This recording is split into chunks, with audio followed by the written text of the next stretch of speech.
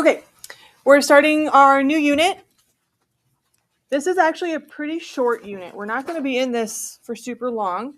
It's a little bit of a tag on to what we were just talking about. Like in the last unit, you talked about setting up with sine, cosine, and tangent to help you solve for angles or sides that were on right triangles. But now I want to go over, like, could we still use those functions to help us solve for something when it's not a right triangle? So if you don't have that 90-degree angle, is there a way that we can still use those tangent and cosine and sine properties that we talked about in order to help us still solve for missing angles and missing sides? And there is a way to do that. There's something called law of sines, which is what we're going to get into today. And then in the future, we'll talk about law of cosines. And we talk about how to use them when you want to find missing sides and angles on the types of triangles that maybe don't have a right angle with them. Okay, so we're going to kind of get into law of sines today. Mainly what we're going to focus on today is how did law of sines come about? Like, why does the equation that we use for law of sines look the way that it does? Why does it work the way that it does? So that in the future, when you start seeing problems, you know how to start putting things in. Okay, so this is going to be a little different than what we were doing, where you're going to actually have sine or cosine showing up multiple times within your problem. Okay, so when I look at this picture down here of this triangle ABC, if I have some of the angles and maybe one of the sides, we could probably find that third angle easily enough because you guys know angles inside of a triangle do what? They add up to 180. So it'd be really easy for us to find angle A. Okay. But if I also needed to find how much those two sides were, I'm not going to get a 90-degree angle here. So it'd be a little bit harder to just use the functions the way we were in the last unit in order to help me solve those sides. And that's why they decided to start thinking about, could we use sine or cosine or tangent to help me find these even though I don't have a right triangle? So I'm going to go over, how did law of sines come about? Like, where did this come from and why do we use it? So I kind of have a generic triangle over here, ABC, okay? And what they asked me to do is to put an altitude in. Now, an altitude is just a fancy word of saying height. They wanted me to put a height inside of the triangle. So that's what this dotted line on the second one represents. And they put a little h by it for height, okay? But an altitude has to have a right angle in it. Like if you're going to go to the doctor's office and they're going to see how tall you are, they want you to stand up straight, up against the wall. They don't want you slouching or leaning over. They want to know how tall you truly are. So the same thing applies on shapes. If we're talking about height, I need a line that's going to have a right angle. I don't want to have any of the slanted sides be my height because that's not a true height for the shape. So I put that in there, and I've got my little h there to represent that height. Everything else about the triangle stays the same. The A, the B, and the C are all still there. Now they also have in the parentheses here that they want you to notice that sides A, B, and C, the little a, B, and C, are opposite of the angles, which are the capital A, B, and C. So if you just look at this triangle over here, capital B is at the top, that's your angle B. Directly across from it is little b. And the other sides do it as well. A's go together and C's go together. Okay, so that all kind of lines up and matches that way. Now when I split that height in there, it kind of cut my triangle in half a little bit. But I still see those same relationships. The B's are still across from each other, the A's are across from each other, and so are the C's. But now what I want us to do is focus on my second triangle with my height in it. If I wanted to set up some of those trig functions, because I'm seeing right triangles, let's see what they would look like. So let's start off with A. If I was trying to find this here, and I want to see what I have on like the yellow triangle that's kind of shaded in, how would H be related to A? Is it opposite, adjacent, or the hypotenuse? Okay, what would C be? Hypotenuse. So if I have opposite and hypotenuse, what function is that? Sine, right? Because that would be your so from SOHCAHTOA. So I'm going to write down here, if I were to set this up, I don't have any numbers, but if I were to have numbers, I would say sine of whatever my angle A is, or that would maybe be where theta goes, is going to be equal to opposite, which is my H, over hypotenuse, which is my C. Now, could I do that same thing for maybe C? Does C also have sine showing up on the right triangle? The one that's not colored in yellow? Yeah, opposite is still H, and the hypotenuse is what letter now? A. So I would write sine of C equals H over A. Still sine. I have H showing up in both of these here. So if I wanted to solve for H, because I see that H is shared between the two, maybe I need to use that to help me out to understand how these things are related to each other. On the left one or on the right one, how would you solve for H?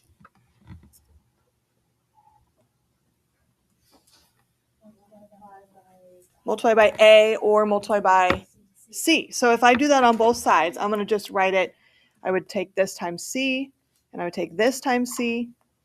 I would take this side times A, and I would take this side times A.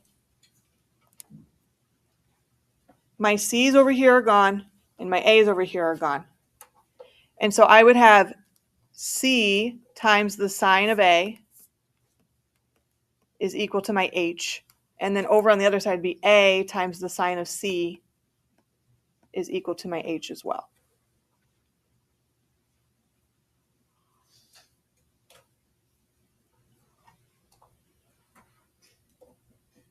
Now we have two quantities that both say equal to H, right?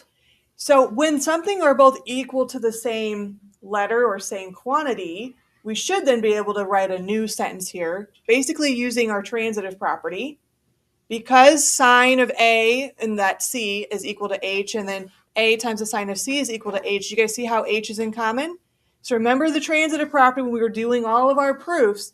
Transitive said if they're both equal to the same thing, we can basically cut out that middle thing and say that those other pieces are equal to each other. So I see that H is shared, so I'm going to kind of skip over H using my transitive property.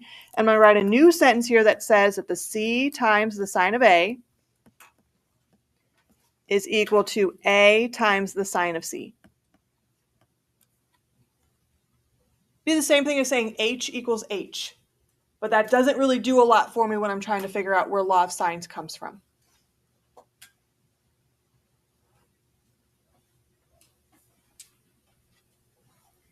Now, if I look at this, I think the only thing that I don't really like about it is where those little letters are at. I'm going to zoom back out to big picture here.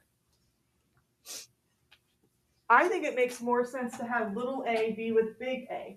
Do you guys agree? Because aren't they across each other up here in my picture? So if I'm trying to maybe keep like things together, I think it makes sense if we have those letters be together. Same with little c. I kind of would prefer that to be with big C, because then I'm just looking at the angle and the side that's directly across from it. How would I move these little letters around? Would I subtract? Divide, because isn't it A times the sign and C times the sign? So the opposite of multiplication would be division. So I'm going to divide both sides. I'm going to take this side divided by C, but I also have to take the right side divided by C. Okay, that's going to get my C's to cancel off here on the left. But now it's going to be stuck over there on the right side. But I also wanted to divide by what? A. If you guys are okay with it, I'm just going to write this in the same step. So I'm going to put an A down here, and I'm going to put an A over here. So I can kind of see like my C's are gone and my A's are gone. But they switched kind of positions. Now they're also in the denominator. They're not up in the numerator anymore. They're not multiplying. Now we're dividing. But this right here, this sentence that I wrote, sine of A over little a, is now equal to sine of C over little c. That is what law of sines formula says. That's how they got there. So I was showing you the pathway to the law of sines. Now, technically in law of sines, there is a third fraction.